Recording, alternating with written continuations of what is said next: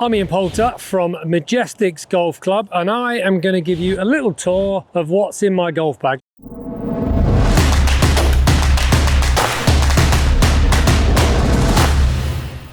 Let's start from the shortest all the way up until the longest. Okay, right now Vokey 60A. It's an A grind, 4 degrees of bounce, a little stamping with IJP on.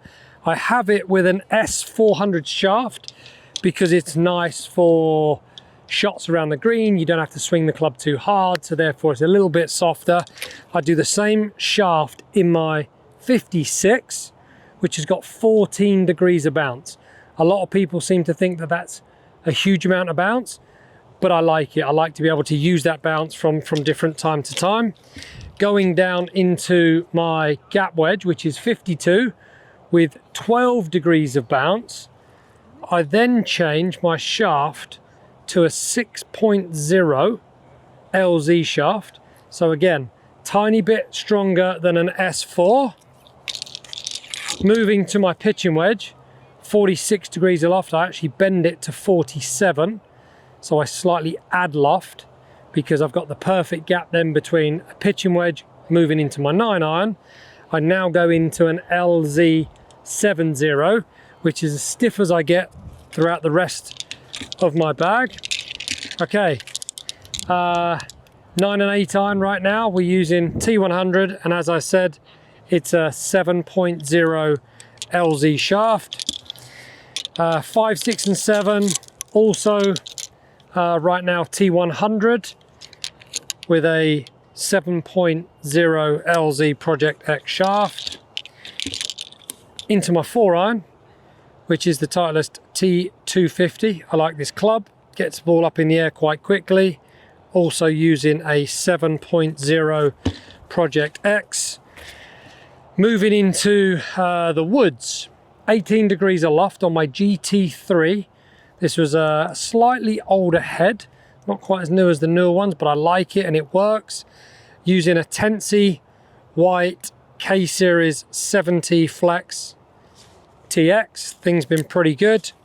Still in my Gamer 3 wood also from last year, which is a 14.5 degree GT1 head. Set in a D2 setting.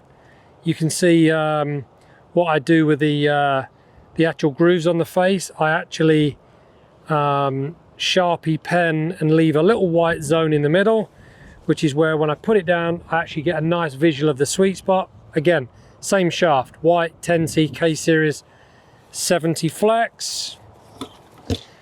Into the driver, GT3 head, 9 degrees of loft in a C3 setting. I used this driver last year, and I move up into a Ventus 6X Fujikura shaft.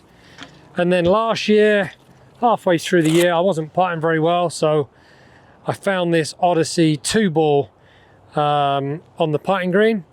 I'm not normally a massive fan of 2-balls, but I put it down. I wasn't putting well at the time. I rolled a few putts in, and my putting stats at the back end of last year were actually pretty good. So that is a general makeup of my bag. I use a 2025 Pro V 1X golf ball. I use a customized FootJoy Stay Soft glove in medium large, and when I say customized, I've got long palms. I have them make the palms of the glove longer than normal, just because I get a seam line in the bottom end of my palm, which I don't like. What else can I take you through with my golf bag? I always have a Sharpie, I always have some lip gloss, nice cool little ball marker that I made for my Dream Flight charity event in 2025. I'll probably use that in 2026. Hopefully that will become my new lucky ball marker. Always carry a watch pouch, which I put my ring and my watch in, which is quite nice. I have putting string. A load of guys use them. Very useful to set up lines on putts. I have a tube with my putting mat in. A lot of you guys use these type of mats. I seem to like them in practice warm-ups. I have food bars, I have electrolyte pills, I carry some grip tape. I'm sure there's some grip tape in there. I always use it on my right forefinger. I quite like to have that on. It gives me a little bit of extra grip. That, boys and girls, is what's in my bag.